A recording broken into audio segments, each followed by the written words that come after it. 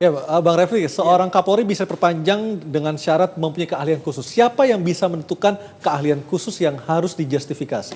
Begini, kalau kita membaca undang-undang itu ya, undang-undang itu mengatur bahwa pensiun itu bisa diperpanjang kalau memang ada sebuah keahlian khusus ya, dan itu biasanya teknikal. Misalnya ahli penjinak bom dan lain sebagainya. Binatang. Iya kan? Nah, tetapi persoalannya adalah kalau kita bicara perpanjangan seorang Kapolri masa jabatannya, undang-undang tidak mengatur. Nah, Meskipun tidak salah juga ketika Presiden ingin memperpanjangnya. Ketika undang-undang tidak mengatur, apakah kemudian lantas hal tersebut melanggar undang-undang kalau kemudian diajukan? Nah, kalau menurut saya dua hal jawabannya. Pertama, kita harus tahu Kapolri ini kan ranah eksekutif, ranah Presiden dengan persetujuan DPR. Artinya sebenarnya kan hak prerogatif Presiden untuk menentukan Kapolri. Nah, kalau misalnya Presiden berkeinginan untuk memperpanjangnya, ya menurut saya itu masih dapat dibenarkan. Karena Kapolri ini kan orang yang sudah di-approve oleh DPR. Yang tidak boleh adalah dia menunjuk Kapolri baru tanpa fit and proper test, tanpa persetujuan DPR. Ya.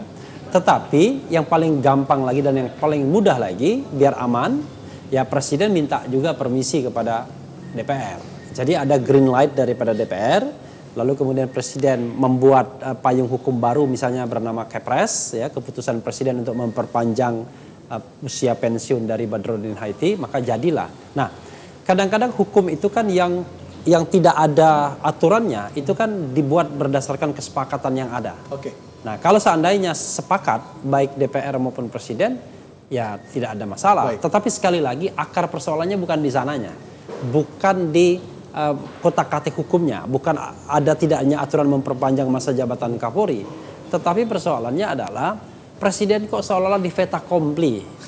Kalau oleh Komisi 3. Iya, enggak, oleh sebuah arus, sebuah kekuatan ya, oleh siapa saja yang berpendapat bahwa kalau misalnya Badrodin Haiti tidak lagi menjadi Kapolri, maka yang harus menjadi Kapolri adalah Budi Gunawan. Nah, persoalannya kan adalah kalau kita lihat gonjang-ganjing 2015, betul kata Pak Edi sudah selesai. Tetapi kan psikologi masyarakatnya belum selesai, pertama. Kedua, kalau saya menjadi seorang presiden, ya kita harus frankly speaking, saya menginginkan orang yang loyalitasnya 100% kepada saya. Bukan ganda. Iya, bukan punya potensi untuk kemudian punya loyalitas ganda. Nah, kita lihat bahwa pergerakan-pergerakan presiden terakhir ini, dia kan mengkapitalisasi kekuatan. Kalau 2015 agak gamang, karena dia harus melihat, menimbang, ada KMP di sana, lalu kemudian KIH sendiri kemudian menggerogoti terus-menerus misalnya dalam kasus Kapolri kemarin.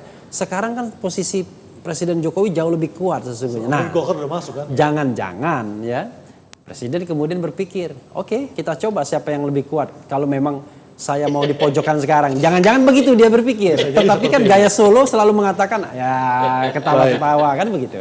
Pak Edi, keahlian khusus seperti apa yang sebenarnya yang bisa menjadi pintu masuk bagi Presiden untuk memperpanjang jabatan Kapolri saat ini? Ya, saya kira kalau kita lihat memang undang-undangnya mengatur, di situ memang dijelaskan. Usia anggota Polri itu ada 58 tahun dan bisa diperpanjang sampai 60 tahun apabila memiliki keahlian khusus. Di dalam aturan yang lain, keahlian khusus itu adalah misalnya ada kayak macam puslapor kalian, puslapor, identifikasi dan sebagainya. Yang jadi masalah buat kita adalah apakah jabatan Kapolri itu masuk di dalam kategori keahlian khusus. Saya kira itu perlu Menurut mantan anggota Kompolnas harusnya seperti apa? Apakah termasuk Kapolri? Saya kira kita juga minta kepada Presiden memang agak betul-betul bijak melihat ini, karena kenapa? Jangan sampai misalnya ada seperti ini nanti regenerasi tidak jalan di kepolisian. Baik, Pak Abu, sebentar lagi nih Juli udah masuk masa pensiun Pak Badrodin. Apa yang harus dilakukan pemerintah di tengah waktu yang semakin sempit ini? Sebenarnya kita fair aja lah. Presiden memang kelihatannya ingin perpanjangan karena situasi politiknya dia ingin yang aman, yang tenang gitu ya. Cuman memang kalau boleh kita saran sama Pak Presiden, tolong untuk masalah Polri ini kalau bisa pengenerasian itu tetap berjalan. Adapun orangnya ya itu tinggal dipilih dari bintang 3 yang ada gitu. Tapi kalau memang Presiden ternyata mau juga perpanjangan, dasar-dasarnya gampang kok buat orang hukum di Komisi, coba bikin dasarnya. Cocok sudah. Ini pun kalau besok perpanjangan Perdebatan cuma sebentar. Kalau dia bilang tak selesai bisa jadi. Iya toh? Apalagi situasi politiknya udah kelihatan nih anginnya. Hitung-hitungan juga udah kebaca gitu. Ini cuman saran kita kepada pemerintah gitu, pada presiden kalau Kapolri ini berhubung jumlah bintang 3 yang antri pun juga banyak dan umur pensiunnya Pak Badrudin selesai cukup. Tapi kalau presiden ingin perpanjangan nggak bisa ditolak. Artinya Komisi 3 siap mendukung apapun keputusan pemerintah. Kita lihat aja besok nanti. Kita nggak tahu partai politik nggak bisa diarahkan begitu, Bung. Kita tidak tahu. Bisa juga mengatakan Komisi 3. Iya, Kan? kita juga nggak bisa mengatakan Komisi 3. Baik, Pak Refli, kalau kita melihat tadi konstelasi politik yang terjadi di DPR, khusus di Komisi 3, apa yang seharusnya langkah bijak yang bisa diambil Presiden dalam menyikapi hal ini? Ya sebenarnya kan Presiden kan punya segala hal di tangannya sekarang ini. Ya, kalau kita lihat konstelasi politik misalnya, hampir semua kekuatan politik itu berada di tangan Presiden. Satu-satunya yang barangkali masih agak berjarak, itu pun sedikit, itu cuma Gerindra. Semua partai KMP kan di sisi Presiden, ya, yang dulunya seperti PAN misalnya, kemudian Golkar, ya. Karena itu PKS juga, ya kan. Karena itu kemudian sebenarnya tidak susah bagi Presiden. Hanya memang kan Presiden ini kan harus menjaga kesantunan politik, ya, keseimbangan dan kesantunan politik. Jadi sebenarnya menurut Anda Presiden Nah, sudah memutuskan artinya begini, sesuatu tapi belum mau ingin mengumumkan ke publik. Kalau dia misalnya memilih ya Kapolri baru dan Kapolri itu bukan BG misalnya, ini analisis saya ya, mudah-mudahan tidak keliru, maka kan luka politiknya kan jauh lebih kuat, kan begitu, jauh lebih kuat.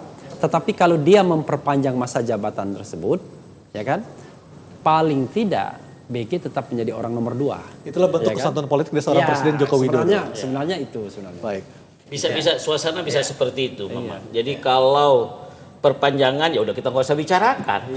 Udah pasti Bapak BH itu pun no problem gitu. Tapi kalau memang ada pemilihan atau pergantian, kalau saya melihat memang yang paling harus mati dan layak dan kebatinan dari suasana institusi Polri, apakah dari wilayah maupun dari fungsional, itu saya menangkap memang beliau. Baik, kalau di Kompolnas sendiri seperti apa melihatnya? Kalau sebetulnya mungkin sudah ada kali putusan soal ini. Cuman memang masih belum mau diutarakan pada publik. Kenapa? Karena kemarin sinyal-sinyal dari Kompolnas itu dibilang bulan Juni sudah harus menyiapkan nama kepada Presiden. Saya kira itu menjadi sinyal buat kita semua bahwasanya akan ada pengiriman nama kepada Presiden ya. Meskipun nama-nama dikirimkan belum juga disetujui oleh Presiden ya, kan? Saya kira kan nanti tinggal diseleksi ya. Dari nama-nama Wanjakti tadi kemudian akan dilakukan seleksi lalu dikirimkan pada Presiden. Yang paling kita harapkan saat ini adalah kita harapkan pergantian Kapolri ini kondusif ya. Saya kira itu menjadi harapan kita semua sehingga tidak gaduh-gaduh lagi kayak dulu ya. Kita ya kan saya senang juga kita kalau misalnya pergantiannya kondusif, di kepolisian juga jadinya kondusif ya. Saya kira itu yang kita harapkan. Tapi meskipun kalau diperpanjang pun juga artinya regenerasi akan terhambat. Ya. Itu juga ya, saya kira juga harus menjadi pertimbangan. Tapi catatannya begini ya, kita kan tidak boleh juga kemudian mengatakan bahwa kalau tidak A atau tidak B maka nanti polisi akan gaduh dan lain sebagainya. Kita harus percaya bahwa institusi kepolisian ini adalah institusi yang solid. Adaptasi. Ya, TNI ini juga solid. Jadi kalaupun kemudian ada pergantian dan lain sebagainya, lalu kemudian ada percepatan regenerasi, mereka harus tetap menjadi institusi yang solid. Tetapi sekali lagi pendekatannya jangan pendekatan militeristik. Mereka harus melakukan pendekatan yang berubah. Bahwa mereka adalah pelindung dan pengayom masyarakat, mereka adalah penjaga keamanan dan ketertiban masyarakat, dan mereka adalah penegak hukum. Jadi bukan lagi mereka bagian dari angkatan bersenjata, di mana senioritas ya lalu kemudian lebih diutamakan ketimbang kemampuan fungsional orang per orang. Baik. Tapi kalau bicara fakta, bicara senioritas, bicara profesional, bicara apapun namanya saat ini memang nggak lari dari nama beliau. Baik. Itu saya kita bukan apa-apa ya. Memang beliau yang paling layak. Memang, saat tetapi ini. sekali lagi. Sekarang mau lihat dari sisi mana lagi? User ya. Kalau kembali jabatan sudah. Presiden. Baik. Iya. Baik Pak Abu. Presiden tentu tidak menginginkan ada matahari selain dirinya, Iya. dan tidak menginginkan orang yang tidak loyal. Baik, Pak Refli, Kita terima serahkan kasih. user lah, kalau gitu ya. Pak Edi terima kasih dan Pak Abu juga terima kasih. Kita akan menantikan Oke. apa keputusan Presiden soal Kapolri diperpanjang ataukah dipilih Kapolri baru. Terima kasih Anda telah bersama kami dalam Talk to Aju. Saya Aryo Ardi. Selamat malam dan sampai jumpa.